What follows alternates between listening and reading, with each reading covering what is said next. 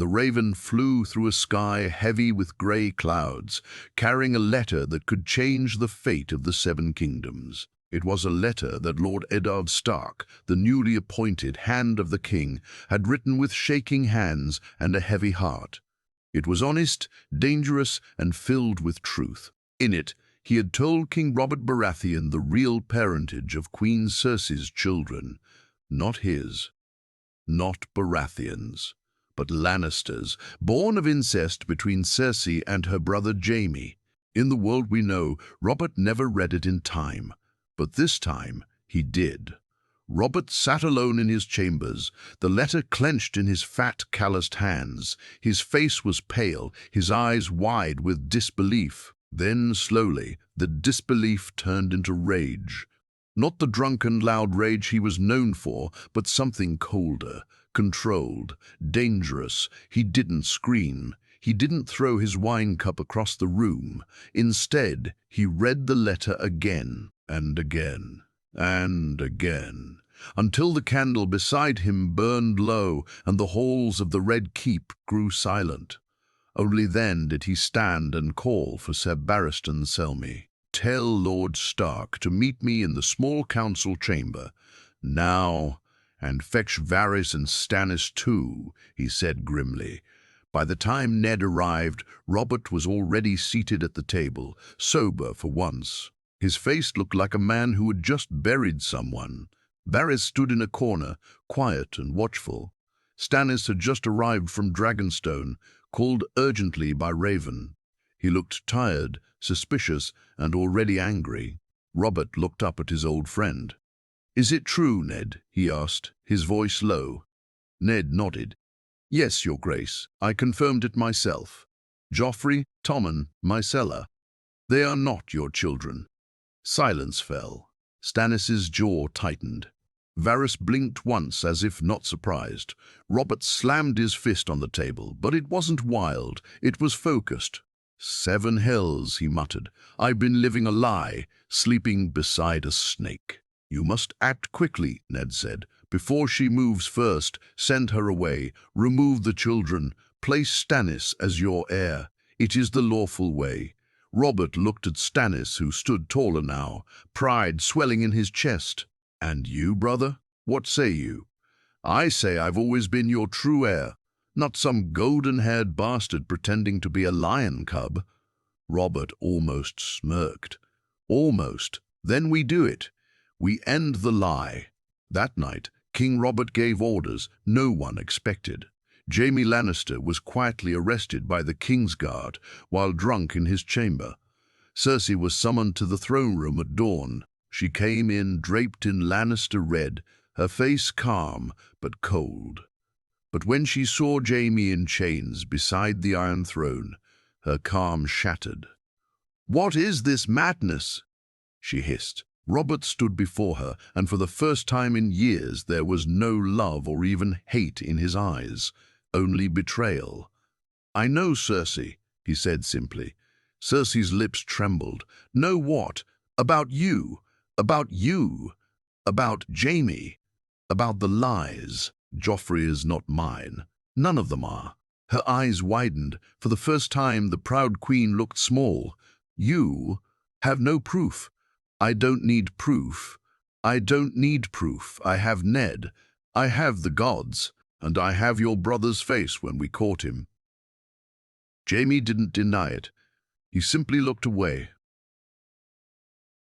Robert turned to the guards. "Take her to the black cells. Keep her alive.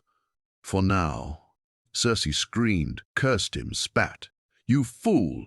You think the Lannisters will just let this go? Tywin will come for you. He will burn this city to the ground." Robert turned his back on her. "Let him come. I am the king." And with those words the future changed. Ned stood silently, knowing this was just the beginning. War would come. Blood would spill. But for once, truth had won. In the shadows of the throne room, Varys smiled faintly, already planning the next move in a game that had just taken a dangerous turn. The news spread through the Red Keep like wildfire. The Queen was in chains. Kingslayer was locked in the dungeons, and Joffrey, Prince Joffrey, who always walked like the world belonged to him, was under guard in his chambers, screaming and kicking at the door like a wild animal.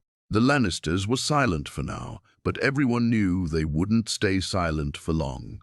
Robert stood at the balcony of his chamber, looking out over the city. The sun was rising, and the streets buzzed with early morning chatter. But in the Red Keep, it was the calm before a storm. He felt it in his bones. Stannis was with him. "You know what must come next," Stannis said, arms crossed, voice like stone. Robert sighed. "Aye, but I never thought I'd be the one to hurt the children, even if they're not mine." Stannis didn't flinch. "They're not yours. They're not the realm's either. Every day they breathe is an insult to your crown." "And yet," Robert muttered, "I remember holding Joffrey the day he was born. I was drunk off joy. Thought he looked just like me. 7 hells." He took a deep breath. "We won't kill them. We'll send them to the wall. Let them live with that shame." Stannis raised an eyebrow. "Even Joffrey, he'll suffer more that way." Elsewhere in the castle, Lord Tywin Lannister had just arrived. He was not escorted through the gates. He stormed through them, golden cloak billowing, red-faced with fury, demanding to see the king. But Robert didn't meet him. It was Ned who did. In the great hall, the two men faced each other. Lord Eddard Stark, tall, calm, and heavy with duty, and Lord Tywin, burning with fury, his pride wounded like a lion struck in the heart. "You dare arrest my daughter, my son. You insult my house." Tywin spat. "I defend the crown," Ned replied coldly. "Your children betrayed it. You call your truth justice? Where is your proof, Stark? The king has seen enough. He has named Stannis his heir. Your grandchildren will not sit the throne." "You think this ends here?" Tywin growled. "You think House Lannister will bow to this insult?" Ned stared him down. "If House Lannister chooses war, then war is what it shall have." Tywin left in silence, but the silence was dangerous. That night, Varys slithered into Robert's chamber like a shadow. "My king," he whispered, "forgive me, but the Queen's family is moving fast. Ravens have flown to Casterly Rock. Your guards report suspicious movement in the city." Robert nodded. "Let them plot. Let them march. I'll have their heads before they reach the gates." But Ned wasn't so sure. He knew Tywin. The lion did not roar unless he was ready to kill. Meanwhile, in the dungeons, Cersei sat on cold stone, her eyes sunken, her hands bloodied from clawing at the walls. She was no longer a queen. She was a prisoner. And yet, her hatred burned hotter than ever. "You will regret this, Robert?" she whispered into the dark. "I'll see your guts spill on the throne you think you own." 2 cells down, Jaime sat in silence, chained but strangely calm. He wasn't worried for himself. He was thinking of Tyrion, somewhere far from this madness. He was thinking of their father. He knew Tywin wouldn't let this insult pass. And Joffrey was wild with rage. He refused to eat, tried to fight the guards, screamed curses at anyone who looked at him. But no one feared him now. He was just a golden-haired boy locked in a room, crying for a crown that was never his. By the next morning, ravens flew across the realm. One to Casterly Rock, one to Dragonstone, confirming Stannis's claim, one to Winterfell, calling for the North's banners. The 7 kingdoms stood at the edge of a knife. Robert Baratheon had finally made a king's decision, but peace was already slipping through his fingers. Ned knew it. He saw it in every anxious face, in every drawn sword. The game had changed, and war was coming. The gates of King's Landing had never been so closely watched. Gold cloaks lined the walls, eyes sharp, swords sharper. The Red Keep buzzed with nervous energy. Everyone felt it now. This wasn't just about the Queen anymore. It was about war. Tywin Lannister had vanished from the city 2 days after his meeting with Ned Stark. No threats. No farewell, just silence, but everyone knew what that meant. The Lord of Casterly Rock wasn't a man who wasted words. He would return armed, armored, and vengeful. Robert paced in the council chamber like a caged beast, sober again. For 3 days now, he hadn't touched a drop of wine. That worried Ned more than anything. "They'll march on us," Robert said, jaw clenched. "He's gathering his armies." "You know it. So do I." Ned nodded. "I've already sent word to Winterfell. Robb is ready to call the banners." "And what of Renly?" Robert asked. "Still no answer. He's in Highgarden, playing at politics." Robert scowled. "He always loved silk more than steel." Then came Grand Maester Pycelle, walking slow, old eyes filled with fake concern. "Your Grace," he said softly, "perhaps there is still room for peace. A marriage alliance, Joffrey to one of the Martell girls, or perhaps Tommen—" "Enough," Robert snapped. "There's no peace with traitors." Ned watched the Maester closely. He didn't trust him. Too close to the Lannisters. Always had been. Later that night, Ned met with Sir Barristan in secret. The old knight had served 3 kings and seen too much to be fooled by titles. "Will you stand with the king?" Ned asked. "I stand with the realm," Sir Barristan replied, "but I fear this realm is about to bleed." Down in the black cells, Cersei sat, quieter now. She hadn't eaten, hadn't spoken. But when Varys visited her that night, she finally raised her head. "Come to gloat, spider," she whispered. "I don't gloat," Varys said, eyes calm. "I prepare." "For what?" "For what? For the chaos that's coming." Cersei laughed, bitter and low. "It's already here." Across the sea, in Dragonstone, Stannis Baratheon was sharpening his sword when the Raven arrived. The letter was sealed with the king's own mark. "You are named heir," it read. "Come to King's Landing. Stand beside me." Stannis read it twice.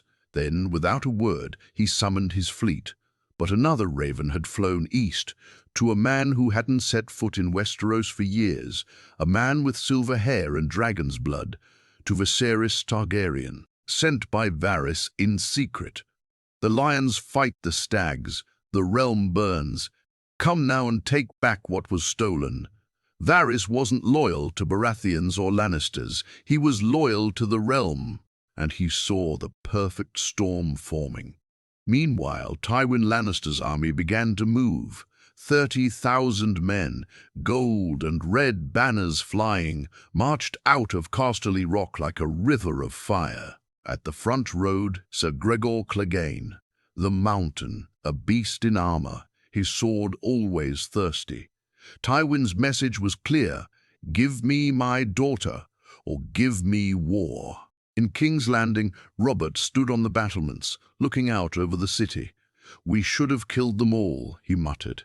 Cersei, Jaime, even the boy. Ned stood beside him, troubled. "That's not justice, Robert. That's revenge." Robert turned to him, eyes hollow. "What's the difference anymore?" But Ned didn't answer, because even he was starting to wonder. And then came the day Joffrey escaped. One of the guards had been bribed, or threatened, or...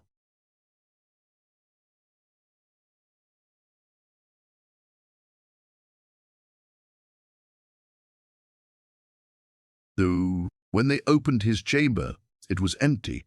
The bed unmade, the window wide open, a rope of torn bedsheets dangling down the wall. Panic spread fast. By the next morning, a report came from the docks. A small boat had left the harbor at midnight. Aboard it, a boy with golden hair. Joffrey was gone. Robert lost his temper for the first time in days. He threw a chair across the chamber and roared, "Find him! I'll have his head on a pike." But Ned didn't say anything, because deep down he knew this was just the beginning. The sky over King's Landing had turned a dirty shade of red, like the gods themselves were angry. News of Joffrey's escape had shaken the entire city. People whispered in alleys, in bakeries, in brothels. "The boy king's gone. He'll return with his grandfather's army. The Lannisters will burn us all." In the Red Keep, Robert Baratheon hadn't slept in 2 nights. Ned entered the king's chambers early, but Robert was already awake, staring at a map of Westeros on the table. His beard was unkempt, eyes dark with sleepless rage. A goblet of wine sat nearby, untouched. "He's heading to Casterly Rock," Robert said before Ned could speak. "We don't know that," Ned replied calmly. "Where else would he go?" Robert slammed his fist down. "Tywin has his own blood again, and now he'll use him to claim the throne." Ned remained quiet for a moment, then spoke. "You must make a move before Tywin does." Robert exhaled, nodding. "We march west. You lead the army.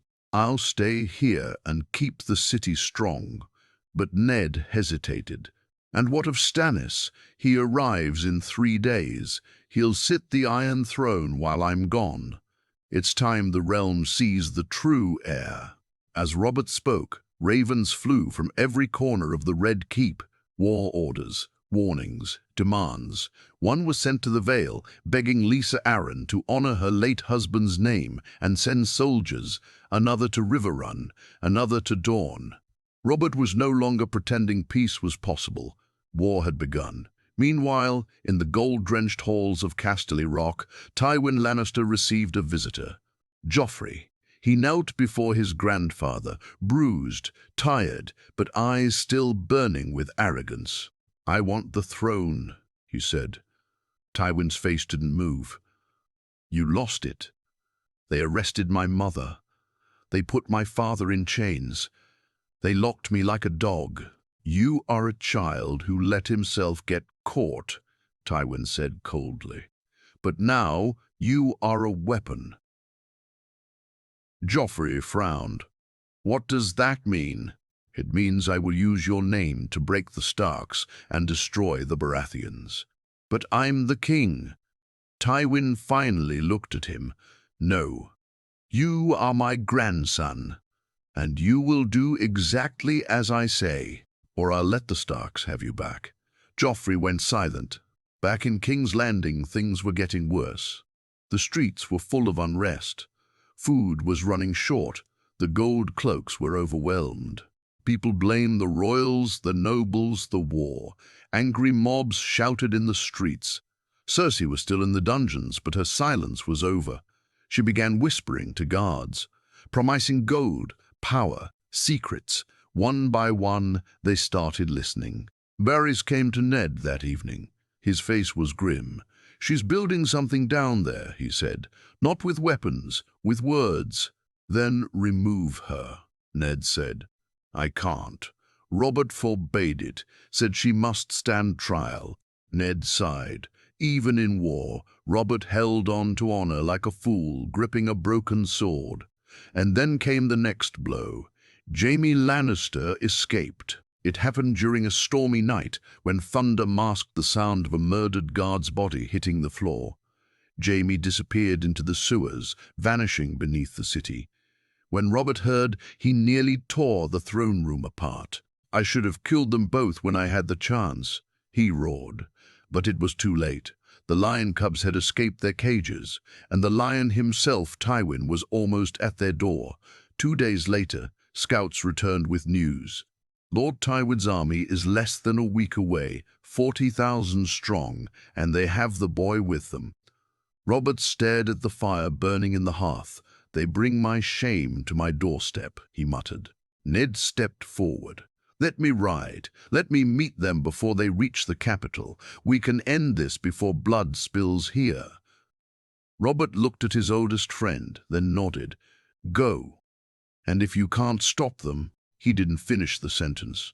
He didn't have to, because both men knew. If war reached the gates of King's Landing again, the city wouldn't survive it. The road west from King's Landing was long, dusty, and lined with danger. Lord Eddard Stark rode at the head of 5,000 men, Northmen, Stormlanders, and Crown Loyalists. His banner waved in the wind, the direwolf of House Stark, grey on white, cold and proud. Beside him rode Ser Barristan Selmy, armoured in white, silent as the grave. Ned hadn't spoken much since leaving the capital. His mind spun with fear and strategy. He didn't want war, he wanted peace. But peace was no longer sitting at the table. It had walked out the door the moment Joffrey fled and Jaime vanished into the dark. On the fourth day, scouts returned. Tywin camps near the Trident. He's stopped for now, but he's waiting. Ned frowned, waiting for what?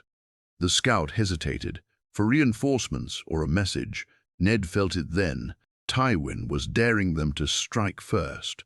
That night, around a quiet campfire, Ned spoke with Barristan. "If I ride to his camp alone," Ned said, "under a banner of peace, will he kill me?" Barristan looked into the flames. "Tywin Lannister has never spilled blood without purpose, but he has also never forgiven insult. Then he'll kill me." Barristan didn't answer, but Ned went anyway. The next morning, dressed in full Stark armor, he rode alone to the Lannister camp, flying a white flag. Archers watched him from the ridges. Lannister knights whispered as he passed. He was taken to a large red tent. Inside, Tywin Lannister waited. At his side sat Joffrey, smug again now that he was surrounded by swords. Jaime was there too, freshly bathed. His smirk returned. Ned didn't flinch. "Lord Tywin, Lord Stark," Tywin said, cold as ever. "To what do I owe the pleasure? You march on the crown with a false heir and traitors at your side," Ned said. "I came to give you one last chance to avoid bloodshed." Joffrey laughed. "You're the traitor. You locked up the queen. You stole my throne." Ned ignored the boy. "I speak to your grandfather." Tywin's golden eyes didn't blink. "We want Cersei freed. We want the charges dropped. And we want my grandson crowned." "Not going to happen," Ned said flatly. "Then what do you offer?" "Peace," Ned replied. "You retreat. Robert will allow you to keep your lands and title. Joffrey may take the black and live." Tywin's mouth twitched, almost a smile but not one of joy. "You misunderstand us, Stark. We don't want peace. We want revenge." Ned stood. "Then I'll see you on the field." Ned stood. "Then I'll see you on the field." As he turned, Jaime stood too. "Give Robb my regards, Ned. Tell him the Kingslayer's coming for his father." Ned paused. "Tell him yourself when you're bleeding on the ground." He rode back in silence. That night, war drums beat in the distance. In King's Landing, Robert received the raven from Ned. He crushed a letter in his hands. "Then it's war," he whispered. Stannis now sat on the Iron Throne in his stead, wearing the crown of the rightful heir. Cold, stern, humorless, but Robert had trusted him more than anyone left. Varys, however, had grown quiet. Too quiet. He watched from the shadows as Stannis issued war orders, named new lords, and stripped the Lannisters of all titles. But Varys knew what few others did. Cersei had made her move. That very night, 2 gold cloaks entered the black cells under orders from the king. They weren't there to guard Cersei. They were there to free her. And they did. The queen vanished from her cell without a trace. By the time anyone noticed, she was already gone. Vanished into the city, or worse, out of it. And not alone. That same night, a ship was seen leaving Blackwater Bay under cover of fog. Aboard it, Cersei Lannister and a cloaked figure said to be Tyrion. Varys stood on the dock, watching from a shadowed corner. He didn't smile. He didn't speak. He simply turned and walked away, because now the game had changed again, and the players were no longer playing by the rules. The sky above the Trident was grey with clouds and heavy with silence. No birds, no wind, just tension. Ned Stark stood at the edge of a shallow ridge, overlooking the battlefield. Across the wide, muddy river, he saw Tywin Lannister's army stretching for miles. Crimson banners fluttered like bleeding wounds in the air. Spears shimmered in the dim light. Horses neighed in place, sensing the storm. Behind Ned stood 5,000 men. He was outnumbered almost 2-1, but he had honor on his side and fury. He raised his sword slowly. "We hold the river. We hold the realm." At the same time, in the Lannister camp, Tywin didn't bother with speeches. He never believed in words before a battle. He believed in discipline, in fear, in power. "Send in Gregor first," he said coldly. "Let the mountain clear their front." And like thunder rolling across the land, Sir Gregor Clegane charged. The battle erupted like fire touching oil. Ned's men held the first line bravely. Archers rained arrows down on the charging Lannister knights. The river turned red within minutes. Horses screamed. Steel clashed. Men died without ever seeing who killed them. In the middle of the chaos, Ned found himself face to face with Jaime Lannister. "Stark." Jaime grinned behind his golden armor. "Ready to die with honor? I'm ready to watch you choke on yours," Ned growled. They fought fiercely. Jaime's swordplay was fast and flashy, more dance than duel. Ned's was solid, northern, powerful. Sparks flew as their blades clashed again and again. Mud sprayed. Men screamed around them, but their fight was quiet, personal. Old pain, old pride. Then a cry pierced the air. "Fall back! Regroup!" Ned's men were breaking at the flanks. Gregor Clegane was tearing through them like a beast, his sword as big as a man. Even Sir Barristan was bleeding, barely holding his ground. Ned gritted his teeth, blocking Jaime's next strike. "You fight well," he said, "but you won't win this." Jaime smirked, pushing him back. "We already have." Suddenly, a horn sounded behind them. A second army appeared on the ridges to the east, banners of the Stag and the Onion. Stannis Baratheon had arrived with 10,000 men. Robert had sent them after all. Tywin Lannister's men turned, confused, panicked. The trap was sprung. "Now!" Ned roared. From behind the Lannister army, Stannis' forces crashed down like a wave of iron. Surrounded, the battlefield flipped in seconds. Panic spread through the Lannister lines. Some fought to the death. Others dropped swords and fled. Jaime cursed, backing away from Ned. "Another time, Stark." Ned lunged forward, cutting his shoulder, but Jaime escaped into the chaos. Sir Gregor took 3 arrows to the chest before he even fell. Even dead, he looked like a monster. By dusk, the Trident ran thick with blood and broken steel. Tywin Lannister's tent was empty. He'd escaped, barely. But his army? Broken. Victory. Victory. Ned stood among the dead, blood dripping from his sword, his face pale and sickened. It hadn't felt like a win. So many lives lost. Good men. For what? The next day, ravens flew across Westeros. Stark and Baratheon forces victorious at the Trident. Lannister army crushed, Jaime missing. Tywin fled. In King's Landing, Robert read the message with a hollow nod. He didn't celebrate. "I want the boy found," he said. "Joffrey, he's still out there." "And Cersei?" Stannis asked. "She's vanished too." "I'll find her," Robert said, "even if I have to burn every brothel, inn and ship on both coasts." But in a quiet, secret corner of the world, Cersei was already preparing her return. On the ship that carried her away from the capital, she stood beside Tyrion, staring at the distant shores. "They think this is over," she whispered. Tyrion sipped his wine. "They always do, until it isn't.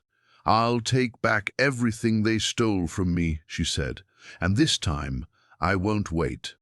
I'll strike first." Far behind her, the kingdoms licked their wounds, burying their dead. But the game was far from finished. 2 weeks after the bloody battle at the Trident, King's Landing stood quiet but tense. Victory banners flew over the Red Keep, yet no one was celebrating. Not the nobles, not the small folk. Everyone knew that victory, in this realm, never came clean. Ned Stark returned to the capital with half his men, many of them limping, many not returning at all. He entered the gates, not as a hero, but as a man who had seen too much death. His face was grimmer than ever. Robert met him in the throne room. The king had grown thinner.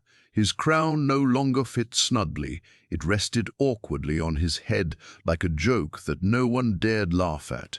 "You did well, Ned," Robert said, forcing a tired smile. "You saved my kingdom. I buried 100 boys who believed that kingdom was worth dying for," Ned replied. They drank in silence. Meanwhile, across the realm, rumors were spreading like plague. Cersei is gathering allies in Essos. Joffrey has vanished into the free cities with Lannister gold. Tywin is reforging his army in secret. The Queen has promised her next child will be born under a red comet. No one knew which whispers were true, but all of them carried fear, and fear breeds treachery. Back in the capital, Stannis Baratheon sat on the Iron Throne as protector of the realm, while Robert recuperated. But it was clear to everyone. Robert's heart was gone. The fire in him had died at the Trident. Stannis, cold and precise, ruled with justice and iron law. He replaced corrupt gold cloaks with loyal soldiers. He held trials for traitors and sentenced spies to death with no hesitation. But justice without mercy grows brittle. The court grew quiet, the halls cold, and in the silence something stirred. One morning, Varys entered the chamber of Grand Maester Pycelle with a soft smile and a sharper dagger. "I'm afraid your time has come, old friend," Varys whispered. Pycelle trembled.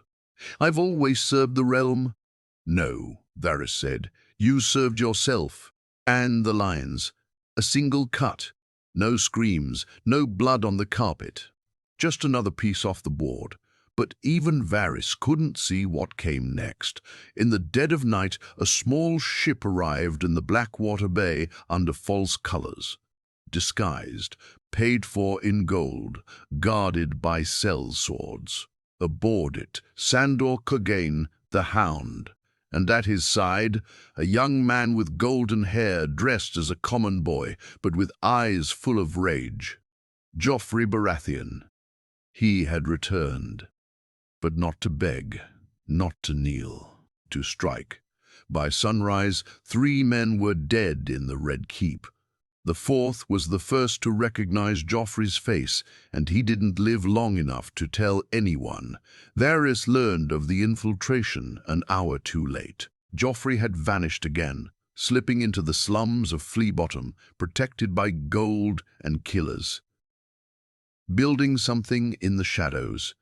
A rebellion, not of armies, but of knives, poison, and whispers.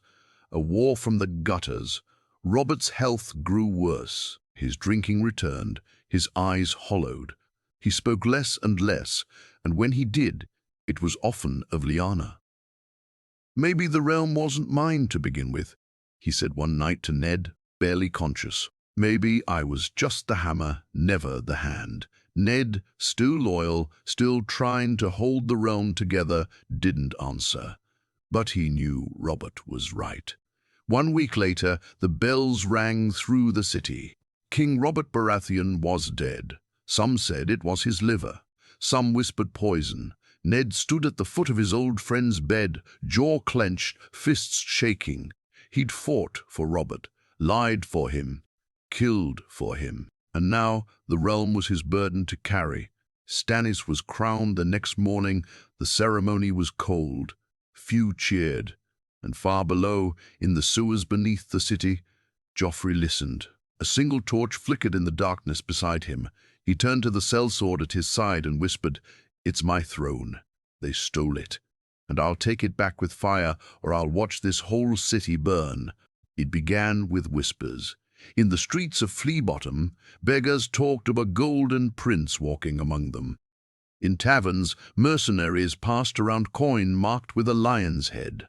In brothels, women vanished after meeting strange men who asked too many questions.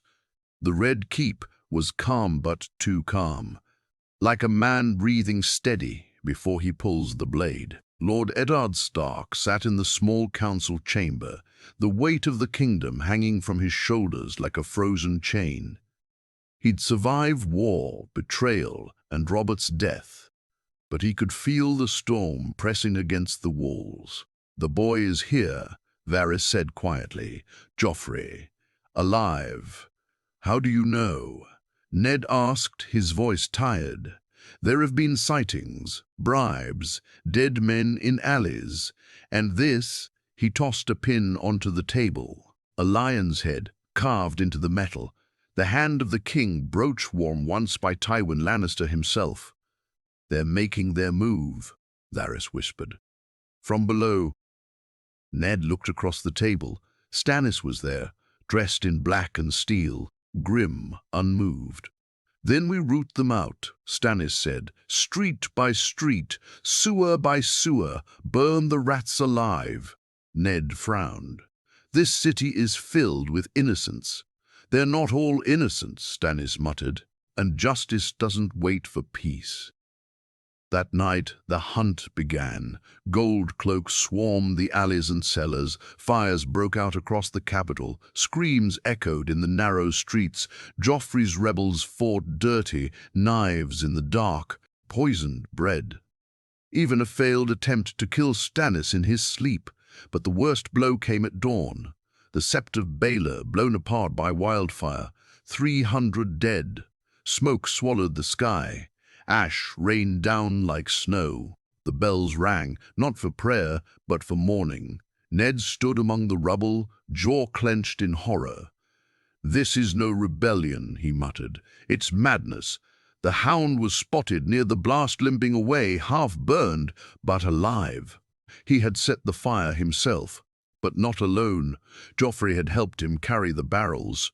The prince-turned-terrorist had declared war, not just on the throne, but on the city itself.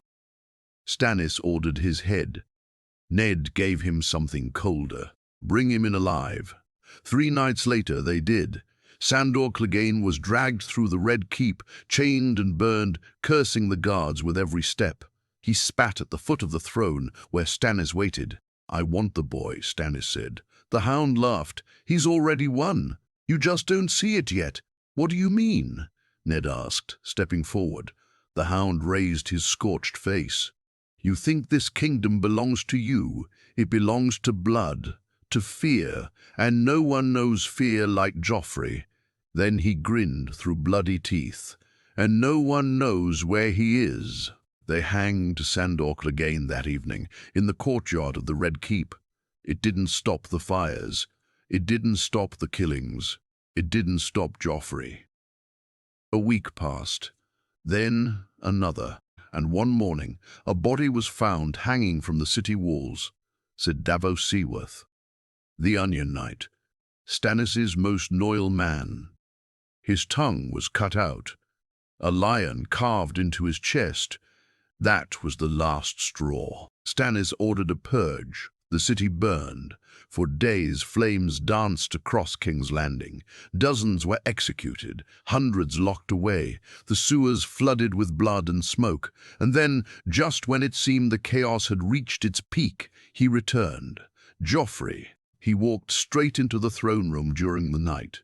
No guards, no fear, just fire in his eyes. He wore black and gold. His mother's lion pin on his chest. A dagger in each hand. He didn't make it to the throne. Ned Stark stepped from the shadows. Behind him, Stannis. Blades drawn. No more mercy. "You stole my crown," Joffrey spat. "It was mine." "You were never a king," Ned said. "You were a lie." But Joffrey didn't flinch. "And still I made the world burn." He lunged. 2 blades caught him.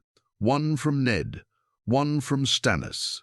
The boy who would be king fell to the floor, eyes wide, mouth full of blood, whispering one last word, "Mother."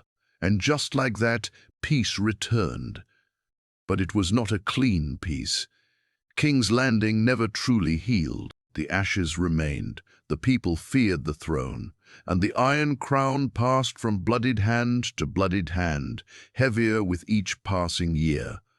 Ned returned to Winterfell at last, older than he should have been. Stannis ruled.